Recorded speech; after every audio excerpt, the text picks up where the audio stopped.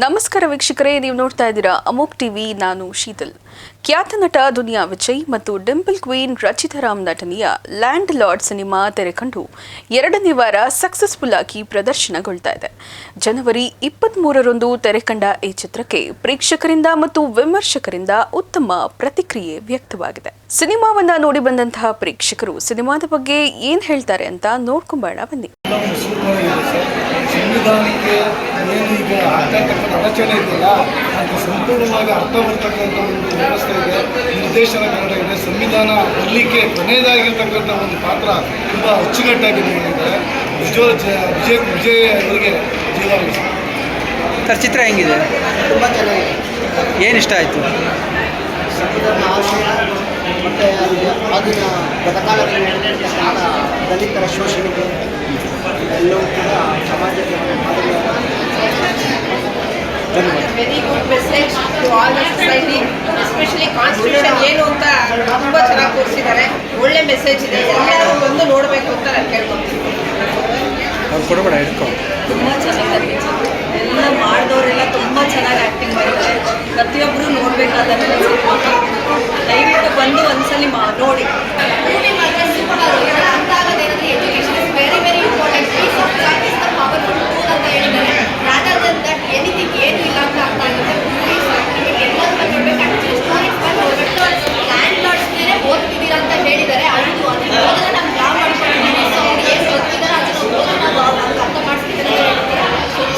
ತುಮಕೂರಿನಲ್ಲಿ ದಲಿತ ಸಂಘಟನೆಗಳು ಸಾಮಾಜಿಕ ಅಸಮಾನತೆ ಮತ್ತು ಜಾತಿ ಶೋಷಣೆ ಹೊಂದಿರುವ ಲ್ಯಾಂಡ್ ಲಾರ್ಡ್ ಚಿತ್ರಕ್ಕೆ ಯಾವ ರೀತಿ ಮೆಚ್ಚುಗೆ ವ್ಯಕ್ತಪಡಿಸಿದ್ದಾರೆ ಎಂಬುದನ್ನು ನೋಡೋಣ ಬನ್ನಿ. ಅಂತ ತುಮಕೂರಲ್ಲಿ ನ್ಯೂರೋ ಸರ್ಜನ್. ನಾನು ಸಿನಿಮಾ ನೋಡಿದೆ, ತುಂಬ ಚೆನ್ನಾಗಿದೆ. ಆ್ಯಕ್ಚುಲಿ ಈ ಸಿನಿಮಾ ಗೆಲ್ಲಬೇಕು, ಅದಕ್ಕೋಸ್ಕರ ನಾವೆಲ್ಲ ಸೇರಿಕೊಂಡು ಇವತ್ತು ಈ ಸಿನಿಮಾ ನೋಡಿ ಪ್ರತಿಯೊಬ್ಬರಿಗೂ ಹೇಳುವಂಥ ಒಂದು ಪ್ರಯತ್ನ ಮಾಡ್ತಾಯಿದ್ದೀವಿ.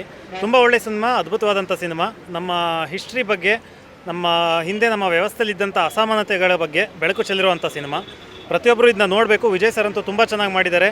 ಈ ಥರ ಒಂದು ಡಿಫ್ರೆಂಟ್ ಕಾನ್ಸೆಪ್ಟ್ ಎತ್ಕೊಂಡು ಈ ಥರ ಸಿನಿಮಾನ ಪ್ರೊಜೆಕ್ಟ್ ಮಾಡಬೇಕು ಅನ್ನೋದೇ ಒಂದು ಚಾಲೆಂಜ್. ಆ್ಯಕ್ಚುಲಿ ಯೂಶ್ವಲಿ ಈ ಚಾಲೆಂಜ್ನ ಸ್ವೀಕಾರ ಮಾಡಿ ತುಂಬ ಚೆನ್ನಾಗಿ ಮಾಡಿದ್ದಾರೆ ಈ ಸಿನಿಮಾನ. ದಯವಿಟ್ಟು ಎಲ್ಲರೂ ಹೆಚ್ಚಿನ ಸಂಖ್ಯೆಯಲ್ಲಿ ಬಂದು ಈ ಸಿನಿಮಾನ ನೋಡಿ ಈ ಥರ ಸಿನಿಮಾಗಳನ್ನ ನಾವು ಪ್ರೋತ್ಸಾಹಿಸಬೇಕು. ಮೊದಲನೇದಾಗಿ ದುನಿಯಾ ವಿಜಯ್ ಅವ್ರಿಗೆ ನಿಮ್ಮೆಲ್ಲರ ಪರವಾಗಿ ಶುಭಾಶಯವನ್ನು ಕೋರ್ತಾ ಇದ್ದೀನಿ. ಯಾಕಂದರೆ ಈ ಥರ ಸಿನಿಮಾಗಳು ಇತ್ತೀಚಿನ ದಿನಗಳಲ್ಲಿ ಕಳೆದೋಗ್ಬಿಟ್ಟಿದೆ.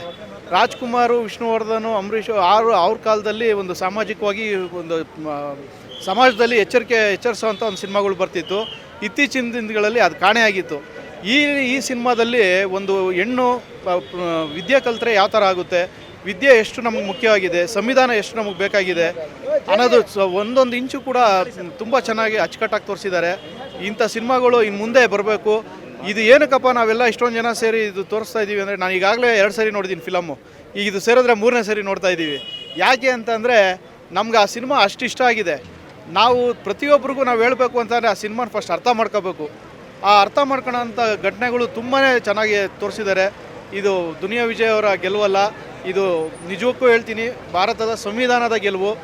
ಬಾಬಾ ಸಾಹೇಬ್ ಅಂಬೇಡ್ಕರ್ ಅವರು ಏನು ಆಶಯ ಇಟ್ಕೊಂಡು ಬರೆದಿದ್ರು ಅದೇ ರೀತಿಯಲ್ಲಿ ಒಂದು ಚೂರು ಅವರು ಅಪಚಾರ ಆಗ್ದಂಗೆ ತುಂಬ ಚೆನ್ನಾಗಿ ಸಿನಿಮಾ ತೆಗೆದಿದ್ದಾರೆ.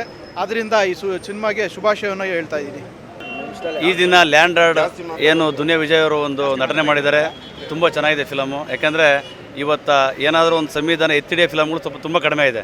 ಸಂವಿಧಾನಕವಾಗಿ ಏನಾನ ಒಂದು ಜನಗಳಿಗೆ ನ್ಯಾಯ ಸಿಗೋಂಥ ಲೆಕ್ಕಾಚಾರಕ್ಕೆ ಫಿಲಮ್ ಮಾಡಿರೋದು ದುನಿಯಾ ವಿಜಯ್ ಅವರು. ಈಗ ಹೊರದೇಶಗಳು ಫಿಲಮ್ಗಳು ಮಾಡ್ಕೊಂಬರ್ತಾರೆ, ಡ್ಯಾನ್ಸು ಫೈಟ್ ಇದ್ದರೆ ಜನ ನುಗ್ಗಿ ನೋಡ್ತಾರೆ. ಪಾಪ ದುನಿಯಾ ವಿಜಯ್ ಅವರು ನೋಡ್ಬೇಕು. ನೀವು ಡೈಲಿ ನಾವು ಸೋಷಿಯಲ್ ಮೀಡಿಯಾ ನೋಡ್ತಾ ಇದ್ದೀವಿ. ಡೈಲಿ ಪಾಪ ಅವರೇ ಹೋಗಿ ಪ್ರಮೋಷನ್ ಮಾಡ್ತಾರೆ. ಎಲ್ಲ ಥಿಯೇಟ್ರಿಗೆ ಅವರೇ ಹೋಗ್ತಾರೆ, ಎಲ್ಲ ಮಗಳು ಹೋಗಿ ಅವರೇ ಪ್ರಮೋಷನ್ ಮಾಡ್ತಾರೆ. ಹಾಗಾಗಿ ಈ ಹೆಚ್ಚಿನ ಜನಸಂಖ್ಯೆಯಲ್ಲಿ ಈ ಚಿತ್ರ ನೋಡಿ ಶತದಿನೋತ್ಸವ ಆಚರಿಸಬೇಕು ನಮ್ಮಲ್ಲಿ ಕೇಳ್ಕೊಳ್ತೀವಿ.